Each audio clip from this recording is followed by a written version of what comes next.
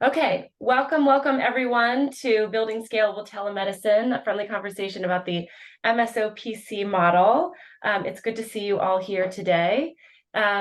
We are going to go through just a housekeeping disclaimer first to make sure everyone is aware while we are lawyers, we are not your lawyers unless you've signed an agreement with us. And today's video is for informational purposes and should not be considered legal advice. Of course, before making any decisions about healthcare, it's always advisable to have a conversation with an expert attorney. And now that we have that out of the way, let us get started. And I'm gonna be having canine companions in my office today. This is Sally, everyone. My name is Rebecca Gwilt. I'm a founding partner here at Nixon Gwilt Law, and I am excited to be joined by my colleague, Reema Taneja, who's senior counsel here. Just a quick note about Reema. She has been working with me for the last several years, building these models in both the virtual care management space and the telemedicine space. She is an expert in her own right, and I'm excited to have her presenting alongside me. All right, so just a quick overview for today. First, we're going to talk just a little bit about telehealth's evolution. Any of you who have been to any of our conferences in this space, I'm sure you've heard this ad nauseum, but I think it's that's an important sort of foundational place to start. We're going to talk a little bit about the basics of the MSO-PC model. We're going to talk about how the model is evolving, how the market is evolving to meet those changes, and a little bit about scaling telehealth. I do want to leave plenty of time today to answer questions. We will be sort of tag teaming, Reema and I, the Q&A board to make sure that if you have questions while we are going through content, we can answer them. And of course, we'll have our contact information at the end of the presentation should you have questions we couldn't cover today. Anything else to add, Reema? Nope, that's it. Okay. Go ahead and get started. All right. So in the last 3 years, the virtual care market has experienced a major set of transformations. For those who haven't sort of been elbow deep in this for a while, it might appear telehealth hit the scene in 2020. For many people, it did. But telehealth has been around since the advent of the telephone in the early 1900s. And it has been sort of slowly building popularity since then, even after video consults and broadband and the integration of EMRs came around. It was still fairly peripheral to the broader population if you weren't in a rural area or participant in the VA system or something like that. The pandemic that started, of course, in 2020 catalyzed telehealth really to the forefront of the public's consciousness. Usage of telehealth and other digital health tools, depending on the source that you ask, soared from basically 0% usage when you look at sort of across the board all of the sort of healthcare, in-person healthcare consults that were happening. Sort of soared 2000 to, I think Mayo Clinic stated it was a 10,000% increase in usage from pre-pandemic levels. And this triggered a massive investment and expanded telemedicine's reach. We saw investment from your traditional healthcare institutions, payers, certainly venture capitalists and private equity folks, and of course, entrepreneurs that jumped in and sort of devoted their lives to building in the space. The pandemic really sort of underscored the indispensable role of telemedicine in a crisis, but it also introduced consumers to its conveniences. And we're really seeing healthcare take a sort of consumer-focused, consumer-centric turn, much like the financial services industry. And so while telehealth usage has fallen since the height of the pandemic, consumers are still driving adoption, investors are still investing, and virtual care now includes not just virtual visits, but remote patient monitoring and virtual care management, acute care in the home, on-demand and in-home laboratory services and pharmacy fulfillment, asynchronous and chat-based tools for diagnosis and treatment, and lots more. One of the best parts of my job is talking to entrepreneurs every day and finding out what new things they're building. It is certainly not a space where innovation is slowing. And so the pandemic accelerated this evolution across the spectrum, and it's driving rapid change, not only in telehealth adoption, but in the evolution of business models in the space. And that's what we're here to talk about today.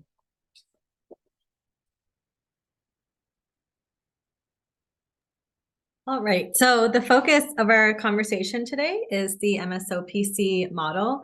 So what is the MSO-PC model? You may have heard of it when you're looking at different virtual care management companies, different telemedicine companies. It is the primary and most common model used by companies who are seeking to offer these clinical services, more specifically in the virtual care and telehealth space. So historically, healthcare providers were dealing with several regulatory and operational challenges due to the corporate practice of medicine doctrine, which we'll be talking about a little bit more later today, and scope of practice restrictions. So that is how the MSO-PC model came about. The MSO, which you'll see here, stands for Management Services Organization. It's a corporate entity that handles all the administrative and non-clinical operations for medical practices. So that might include administrative services, marketing, billing, HR support, everything that you would classify as non-clinical. Usually that's what the MSO will take on through its management and administrative services. The second piece of the MSO-PC model is the professional corporation. So this is a general term that usually includes any type of professional entity, depending on the state. So that might be a professional association, a professional LLC. Professional corporation is usually the most common term that most states use. So that is what PC stands for. And in states that do require or do have corporate practice of medicine doctrines, they often will have a friendly PC that is owned by a physician shareholder. You'll often hear the PC being referred to as the friendly PC, and the term friendly came about because the MSO's income and profitability are very dependent on the success of the PC. And so the proper functioning of the PC is what the MSO cares about most, to make sure that everything is running smoothly. And that's how they'll essentially be getting paid through their management services fee. So essentially that's where the term friendly came from. There's a friendly relationship between the PC and the MSO, and they work very closely together to make sure the PC is able to focus on the practice of medicine and providing high quality patient care and consumer experience, and then of course maintaining a profitable business as well.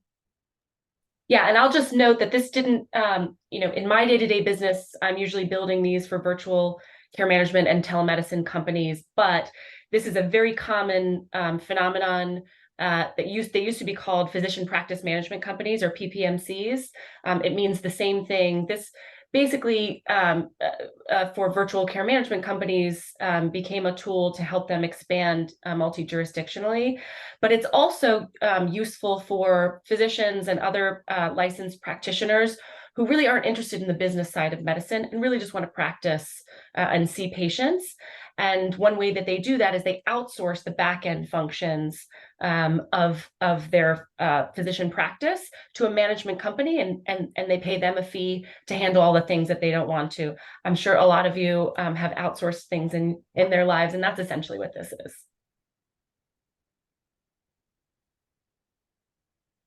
So what does the model look like? This is a sort of very high level diagram. They can get more complicated than this, of course, but I wanted to sort of lay out so you can, most adults are visual learners, and I am too. So lay out for you sort of what this looks like. So in this model, a management company that is owned and operated by generally non-licensed individuals, so non-healthcare providers, contracts with PC, a medical practice or a therapy practice or a dental practice in some cases. And the contract states that the management company will provide the PC with tech, so maybe a website, maybe an application with marketing for patient acquisition, operational and HR support, et cetera, things that Reema mentioned in the last slide. The PC is then owned by a clinician who is properly licensed in the jurisdiction in which the PC is located or foreign registered. And that clinician enters into an agreement with the PC generally and the management company that sort of ties the fates of these two companies together in a meaningful way that complies with state law. The MSO, in my practice, the MSO also generally owns the brand and licenses that brand to the PCs. So if any of you are familiar with telemedicine companies out there, Teladoc, Amwell, Nurex, those brands are the brands actually that belong to the management company that are licensed out to the PCs that actually provide the services.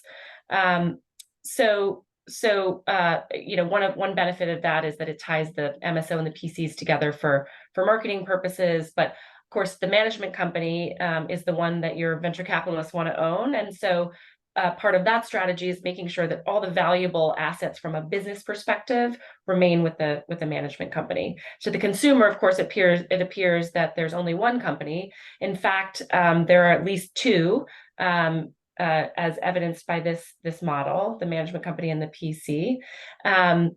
Depending on which jurisdiction the company chooses to operate in, there may be more entities than that. The PC collects patient fees, pays its clinicians. It operates the clinical portion of the overall venture, and then it pays the management company a management fee. We generally encourage that management fee to reflect the value of the services provided, and in some cases, state law requires that. For companies that are scaling telehealth across the states, companies often need to create multiple PCs, as I mentioned, but you do not need to generally do not need to form a separate PC in every state. Part of the reason that you go and ask an expert is they can help you figure out what's the most administratively efficient method for building an MSO-PC model across the states in which you want to operate. And each of those PCs will generally contract with the management company. One of the key initial tasks for companies building this model is finding this physician who is qualified by experience and by licensure to own that PC. The relationship between the PC owner and the owners of the management company or the leaders of the management company is really vitally important to the success of these models. It requires them to work very closely together. You can imagine just a regular brick and mortar physician practice. If they've asked their outsourced PPMC or their management company to help them staff their office, well, the PC is going to want to have a say in who gets staffed and what kind of staff is needed, et cetera, right? And that's just one example of all the decisions that need to be collaborated on in order for that management company to help run that practice. So we'll talk a little bit about the struggle of finding that physician, because the licensure status of those physicians is quite important to making this work. And then one party I didn't mention on this structural diagram is the payer. This is assuming that there is a contract in place with Medicare or Medicaid or a commercial payer. In some cases, the payer could be an employer with a self-insured plan. The payer might be a provider that wants to partner to offer their own clinical services through a separate telemedicine company. But this is the basic structure. I'm gonna look briefly, Reema, as you go on at the Q&A, because we've gotten a couple of questions. Yes, I think there's one question asking about the overall cost. I think that they might be asking about the management fee. Yeah. Yeah. So as I mentioned before, it is important and sometimes legally required in some states that you very carefully define what the management services are that the management services organization is providing, and that you create a management fee that reflects that value. We often encourage clients to get a valuation. A valuation can result in a fee arrangement that can take a couple forms. One of those forms is a percentage-based arrangement. That's not permitted in some states, but is permitted in others as long as it's sort of fair market value. And depending on some other details of the model, cash models have different requirements than payer-based models, and some payer-based models have different requirements than other payer-based models. But basically, in many states, you can have a percentage-based management fee. That fee should reflect fair market value. Other methodologies would be cost plus. So the management services company charges the PC for its costs plus a reasonable margin. And the third way is sort of a fixed fee for services that may or may not be reconciled once a year. Does that answer your question? Hopefully that answers your question. If it doesn't, ask another one. Okay, looks like we got that one. Great. There's Okay. another question about what about the PC referring patients to the MSO if there's a financial relationship? Is there anti-kickback or Stark here? So it's a good question. Generally, the PC is not referring to the management company. The fee splitting or kickback risk comes because the management company is often in charge of patient acquisition or marketing. And so actually the PC is paying the management company in return for the management company generating referrals for the PC. This is obviously quite risky if you're talking about government payers. And in some states, they have pretty strict rules about this in general. One way you can get around those is this fair market value. If you are charging fair market value for services, it reduces your risk that you will have a kickback problem. There is an exception to the federal kickback statute that it's called the Personal Services and Management Contract Safe Harbor. And so you would, the way that we structure the management agreement is in alignment with that safe harbor, in addition to making sure that the management services agreement or the management services fee is fair market value. There are some additional state-based fee splitting risks that have to do with PCs that have that are owned by multiple types of physicians. And so those are sort of state by state conversations that need to happen. But in general, yes, you will find fee splitting and anti-kickback risks. And that is why you have to structure these quite carefully. All right, so let's move on to why this is important. For those of you who follow pop culture, oops, I did it again, Britney Spears reference. There are a couple of reasons from a legal perspective why this is important. The first legal consideration is the corporate practice of medicine doctrine, which I alluded to a little bit earlier. But essentially, most states in the United States have adopted this doctrine. It basically says that business corporations cannot provide medical services, practice medicine, or directly employ physicians. It does vary on a state-by-state basis, but generally the states that have adopted this doctrine follow similar rules. And the reason for this is because they want to protect the integrity and independence of medical decision-making.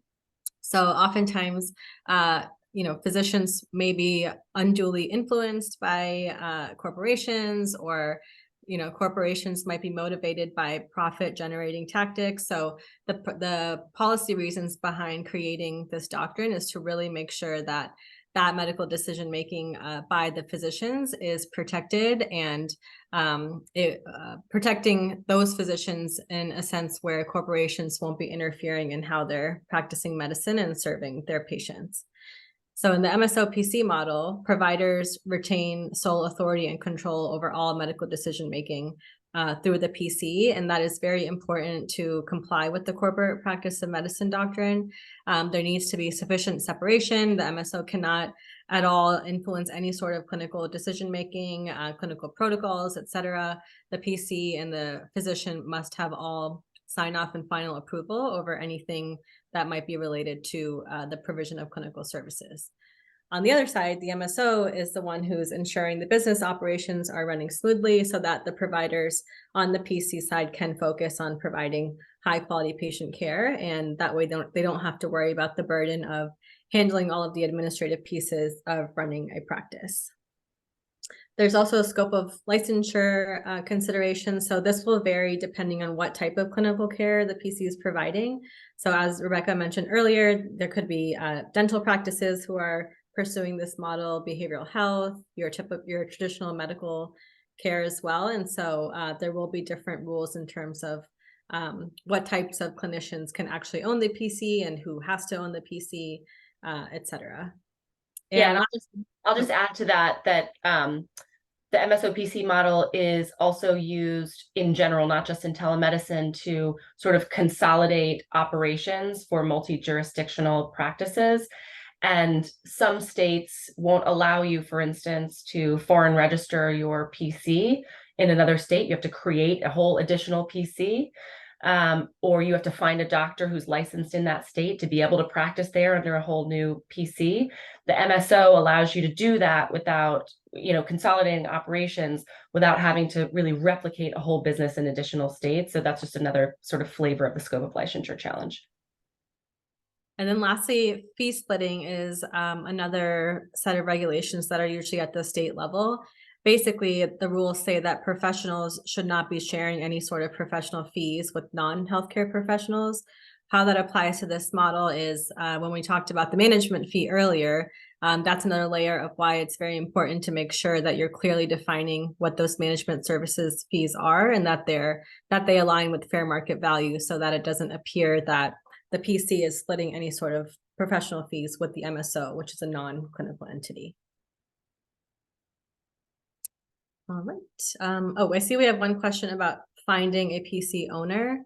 Yes, we're going to talk about that. Yeah, we'll talk about that in just a little bit. I just to give you a visualization of this model. So outside of the healthcare, the healthcare context. So you want to think about sort of the roles of the PC and the MSO. Picture a symphony orchestra where the musicians, in this case would be your, clinical, the comparison would be the clinical providers. They are making the music. They are creating the sound. They are doing the professional service, right? That music would be the medical services. And the stage crew gets the chairs, fixes the lights, gets water for the musicians. They make sure that everything behind the scenes runs smoothly. So that's very similar to the relationship between a management company and a PC, even though externally to the public, it looks like just one production. Okay, so my observation over the last 3 or 4 years is that the traditional MSO-PC model, specifically the legal structure, which is utilized by telemedicine companies and traditional brick and mortar sort of multi-jurisdictional or single jurisdiction practices, is still the primary model that is being used. So from a legal perspective, this is the model. We are paying attention to state by state changes and guidance and legislation that may change what the contracts need to say and change which parties can be on which side of these deals. But in general, the model that I showed you is the model that most folks are using. But the variety of telemedicine companies is proliferating. So, primary care and telebehavioral health models continue to be the most common examples of companies built using the MSO-PC model. There are so very many of these. They're starting to differentiate now, but in general, you're talking about primary or urgent care and telebehavioral health. In recent years, direct-to-consumer telehealth companies that are primarily focused on medication or access to testing, like Nurex and Ro and Everlywell, have really exploded.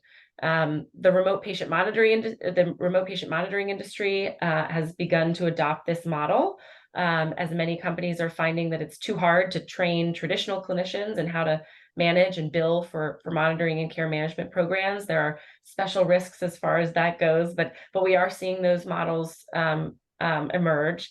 And we're seeing more and more asynchronous models that use text messaging and online questionnaires to reach patients. Now, those modalities aren't permitted in all 50 states, but again, policy is evolving. And we're seeing more specialty, condition-specific, and population-specific solutions. So it's not just physicians in the mix.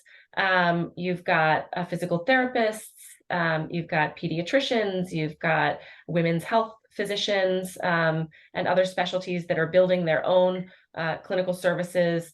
We've got services that, any number of services that focus specifically on diabetes or chronic heart failure, COPD, and solutions that are targeting particular populations. So 65 and up, of course, they're the most expensive cohort to care for, but given the access problems with a number of other kinds of specialties, we're seeing sort of population-specific solutions, a lot of pediatric solutions, certainly women's health solutions.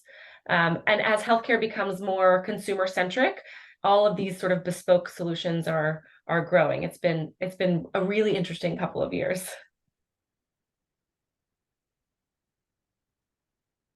All right. So in terms of industry evolution, what we've been seeing is that many companies who are implementing this model are facing financial, technological, and operational barriers. This isn't for everyone. Obviously, a lot of companies are also innovating once they're seeing these challenges, they're taking them as opportunities. And that has led to the rise of telehealth adjacent companies that are facilitating the development of the MSO-PC model.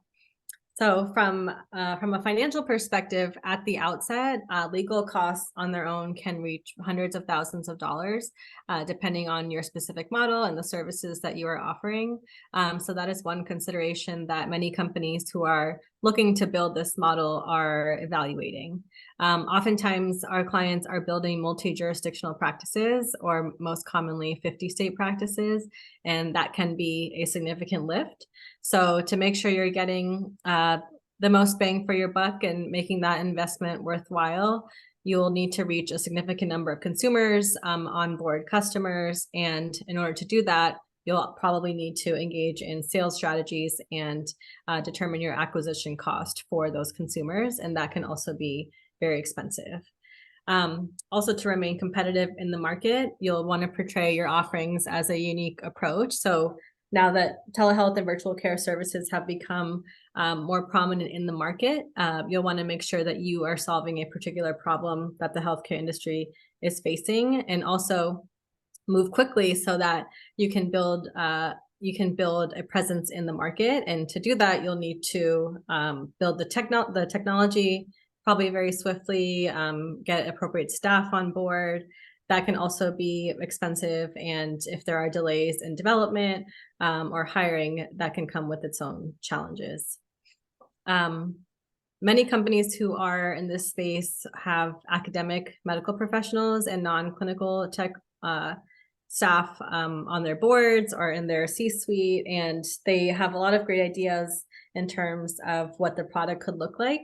But because they might lack that clinical or healthcare expertise, they might not know alone how to operate a compliant virtual multi-state medical practice.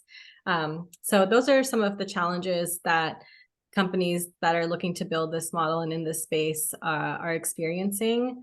But again, some of them see them as opportunities, and the telehealth companies who have gotten the hang of it have been able to become very powerful in this space. And they've been building proprietary technology platforms. They're coordinating virtual care, labs, pharmacy delivery. They've gotten a handle on driving online adoption through ads, operating a sales staff that shares the same vision and really understands what the company is doing. That helps in terms of closing deals with consumers and other types of customers. So once a company is armed with the right tools to figure out how to manage these various moving parts, including running a medical practice at the same time, you can definitely begin to efficiently achieve your goals and scale at a larger pace, a faster pace. Yeah, so Reema did a great job of sort of laying out the kinds of challenges and barriers that companies have been facing. And, in general, it's expensive and it takes a long time, and it takes a lot of different kinds of expertise in-house to be able to run a multi-jurisdictional, sort of telehealth model.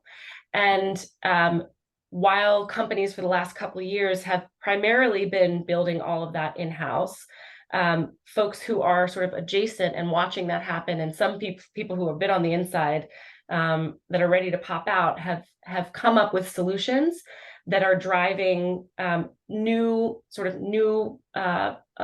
business models to help telemedicine companies run an MSO-PC model, but more efficiently, faster, cheaper. So, some companies don't want to spend the time or can't afford to build these in-house. They just want to get started. They want to prove out the concept and then over time build their in-house capabilities. I have several clients who've said, okay, well, like, how can we do this skinny, figure out if it works, and then let's build the mothership.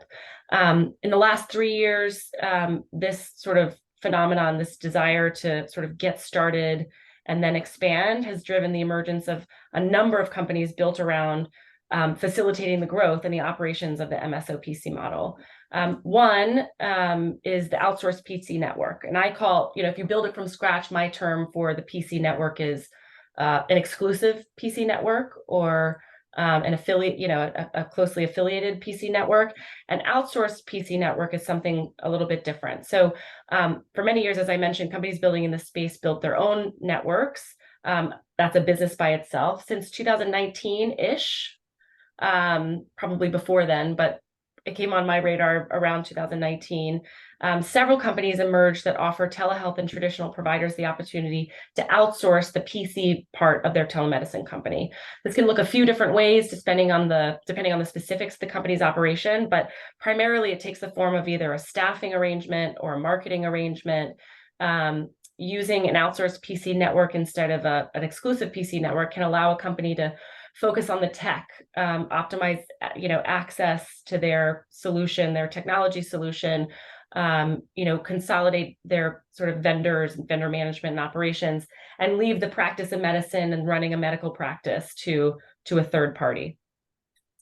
The second emerging solution, and this is by no means an exhaustive list, but the second one that I'm seeing is the one-stop shop digital health platforms, or digital health as a service. EHR companies have been offering telemedicine integration for a while now. That is sort of a tech-only solution. If you're a one-person behavioral health practice, there are EMRs that you could use that'll plug into the back of your Squarespace website, and patients can log in. You can have your visit. You can use their EMR to record, use your EMR to record notes, and it's sort of a telemedicine in a box. We're now looking at the next generation of these offerings. Some companies are emerging that offer a bigger lift for more substantial telehealth ventures. These platforms are built to enable companies that want to offer these services to their patients or their members or their employees without the need to build the tech.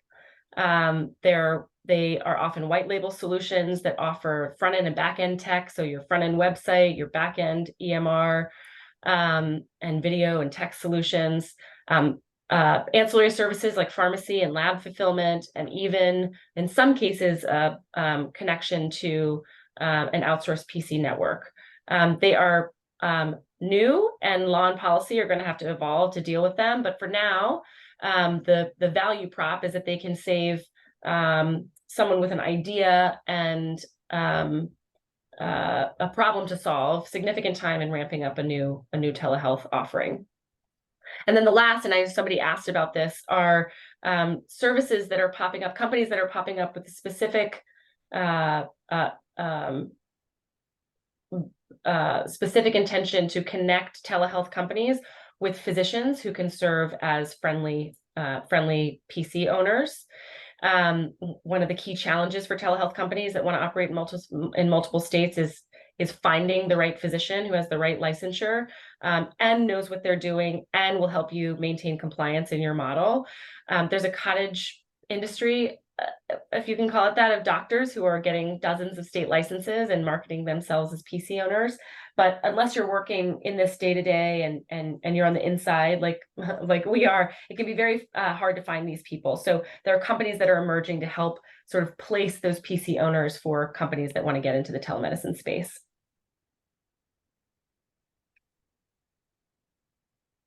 All right. So we also wanted to talk about how to scale. So you've gotten all the tools in place, you have your PC set up, or maybe you don't yet, but you're considering creating a PC network and you're thinking about scaling in the future. A couple of things that we recommend clients think about is really understanding what your budget and timeline will be at the outset.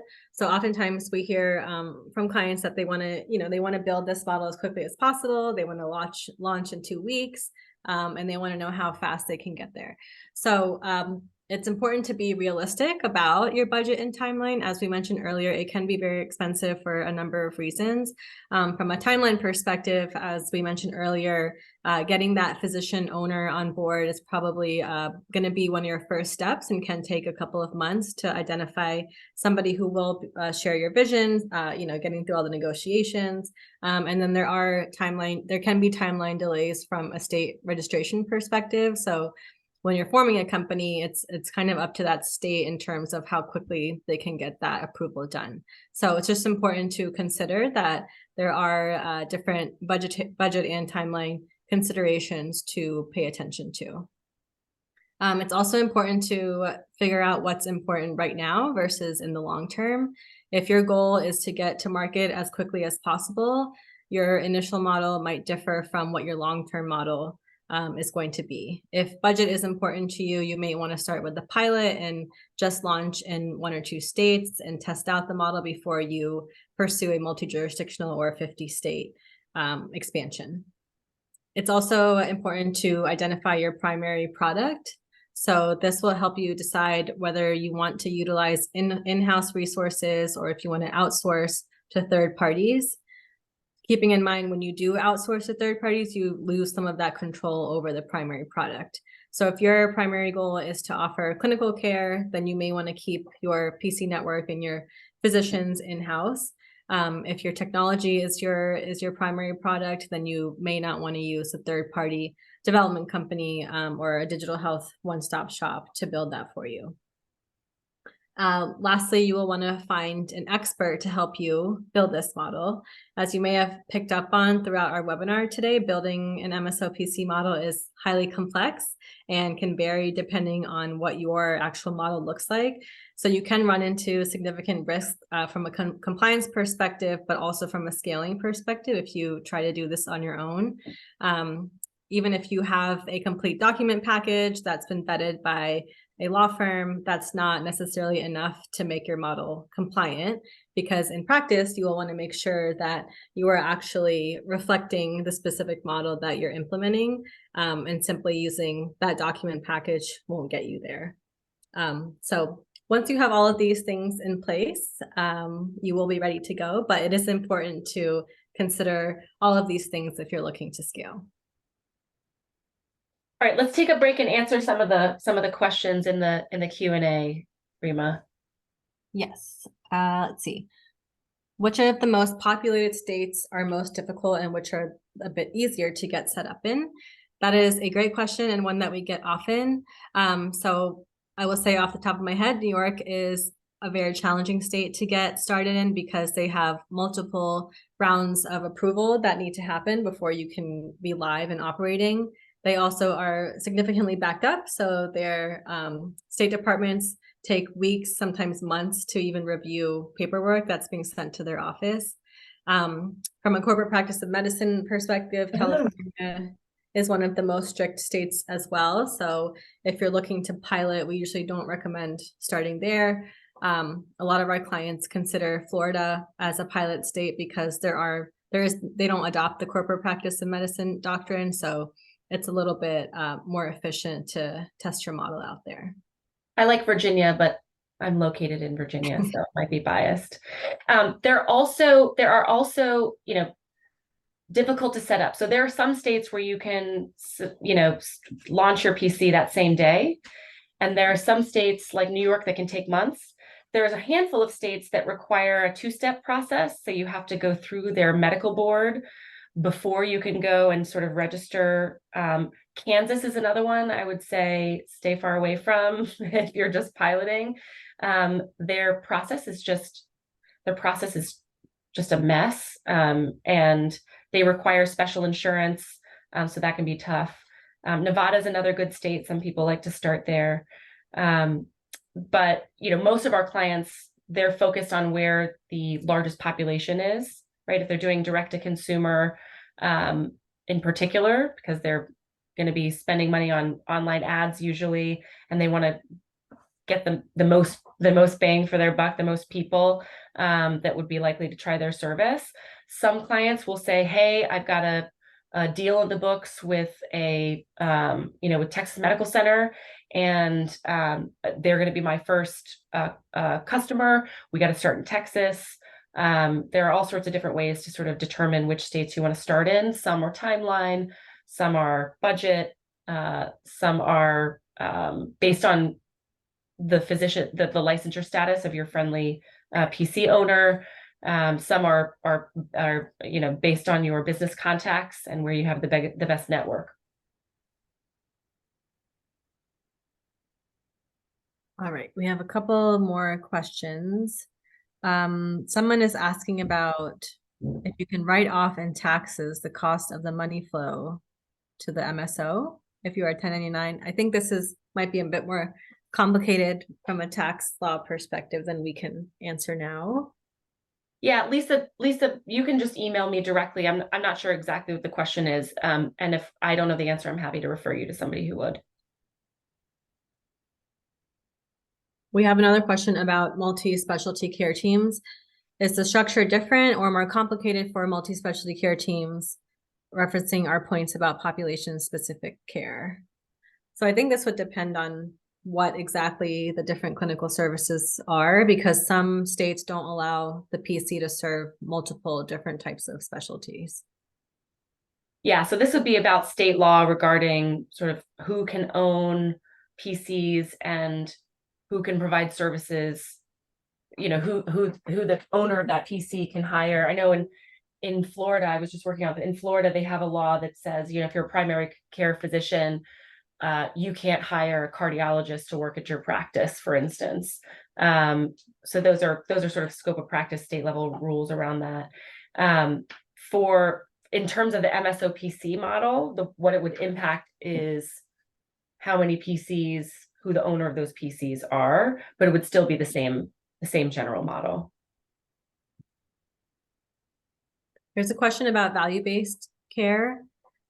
Somebody's mentioning, Lawrence is mentioning, I have heard that there are more lenient MSO-PC revenue sharing federal AKS rules when the services provided by the PC conform to value-based standards of care. Is this true? Read that one more time, Reema. Somebody's asking about whether there are more lenient MSO-PC revenue sharing arrangements that will comply with federal AKS rules if the services provided by the PC conform to value-based standards of care. Yeah, so in recent years, the federal government has passed some additional safe harbors for value-based arrangements under the anti-kickback statute. So if the arrangement were to fit one of those safe harbors, if the arrangement triggered AKS, right? So there's remuneration in return for referrals, and referrals is it's a whole other webinar, but referrals is the term referral is very, very broadly defined. So it's not always what you think of as a referral. I'll send you patients, et cetera. But if your arrangement triggers AKS, and you are in a value-based arrangement that meets the safe harbor requirements, then yes, there may be more leniency than would be available, for instance, under the personal services and management contract safe harbor. All right. Someone's asking us to describe the relationship between the state PC and the friendly physician. So the way this typically would work is the friendly physician would be the sole shareholder of the PC, and they would be in charge of all the clinical oversight of the actual PC. And there are specifics in terms of what this looks like from a contracting perspective. But essentially there are a number of agreements that are in place between the PC and the friendly physician that makes it a compliant relationship. Yeah, they're usually the owner, right? So they've got a subscription agreement that says you own 100% of the shares of this PC. And then sometimes they're the medical director, sometimes they're providing direct patient care. That can take a number of different forms, but essentially you have to think about it as if the person is a single owner medical practice. They're likely in charge of the running of the medical practice, and they may see patients at the medical practice. We have a question about the fee arrangement between the MSO and PC. Mhm. Something you assist in setting, or is that what the valuation is really meant for? So I would answer by saying the latter. We recommend that you work with an independent third-party valuation firm. We do have one that we refer to most commonly, but they are the experts in helping you come up with what that fair market value fee should be. Yeah, and if you're not going to do that, I am sympathetic to budget constraints. I mean, those valuations can cost 10, 15,000 plus.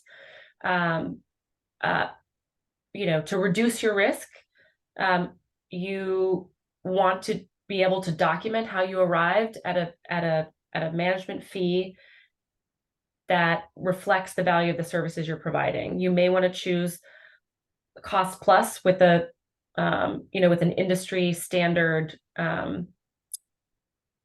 margin. But we do recommend all of our clients get valuations. Not all of them do, but I think that's the safest path.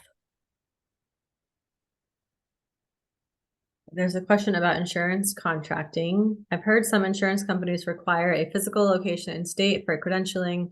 Have you encountered this before? So the answer is yes. Medicare requires physical location. So they call it a practice location, which essentially means you do need to have a physical practice address in the state for billing purposes. But not in every state, right? So I think, Reema, please correct me if I'm wrong. I don't do a bunch of the Medicare stuff, but one physical location for each MAC that you're registering. Yes, I think that's for right. Medicare. Now, Medicaid does also require often physical locations. There are a number of ways that companies meet those requirements. It doesn't have to be, you don't have to open up your own medical practice with a waiting room, et cetera. But you don't want to have this be your home or the home of one of your physicians. All right, we have a question about CCM and RPM. With things like CCM and RPM, can a regular practice refer a patient to the friendly PC without having to establish the patient and get paid a referral fee? So this would require further fraud and abuse analyses.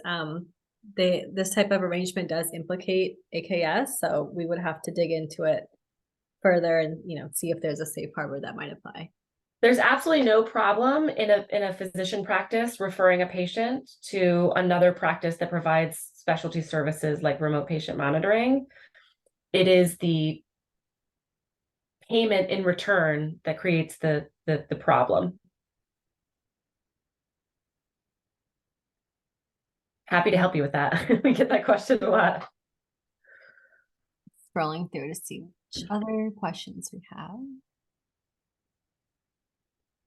Does an outsourced PC network refer to outsourcing your docs to another company instead of having your own in-house? So that's a good question. So when I say outsourced PC network, what I mean is you are doing one of two things.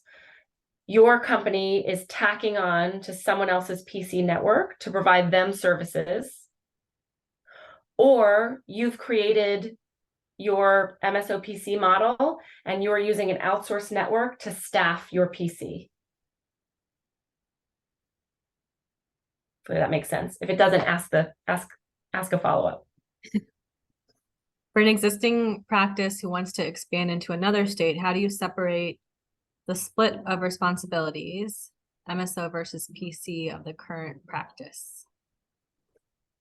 So if I'm understanding the question correctly, you're saying if you're a regular practice and you're doing everything and you don't have a management company, and you want to expand into a different state and utilize that sort of consolidated services aspect of the MSO-PC model, I would write down all of the things that you do that are clinical in nature and all the things that you do in your practice writ large, subtract the clinical stuff, everything else goes to the MSO in general. So there are some states that specifically disallow things that you wouldn't consider to be clinical in nature to be provided by the management company. So you'll want to vet it by a lawyer. But in general, the way that you separate out services is anything that requires a licensed person to do, or the judgment of a licensed person when it comes to the delivery of clinical care, including hiring and firing clinicians, disciplining clinicians.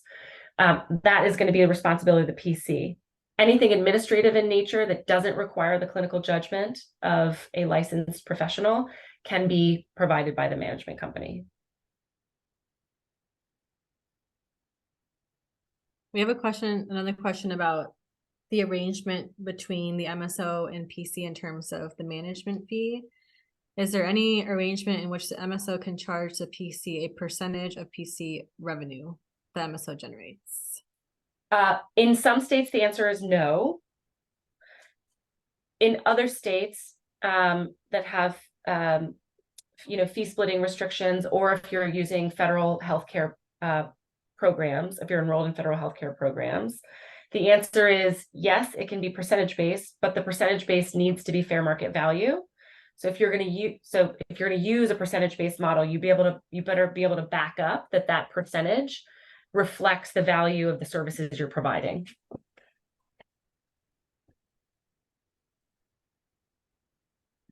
I get itchy when people talk about percentage based revenue, so I generally say don't do it unless you really want to, but it doesn't violate the rules in all cases. Yep. All right, it looks like we have 4 minutes left. So maybe we can do one more question and then wrap up. Does that sound good, Rebecca? Yeah. Okay. There's a question about malpractice insurance. Can the MSO pay the malpractice? Yes. All right.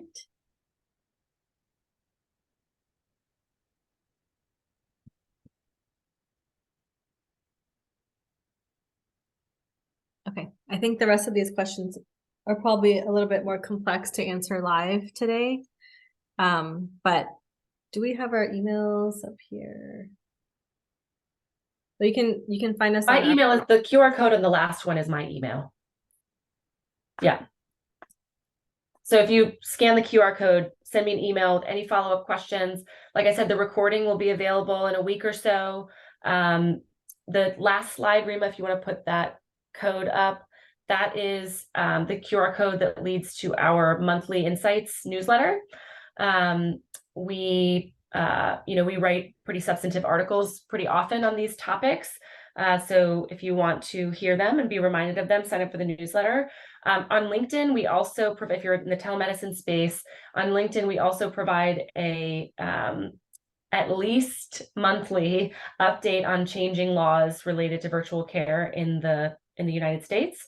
So you can sign up. My partner, Carrie Nixon, is the one that publishes those. So you can sign up for that as well. And I hope this has been helpful. Well, I'm open to feedback on this. I recognize some names in the room that I know. So feel free to let me know how it went. And thank you so much, everyone, for your time today. Thanks, everyone. Bye.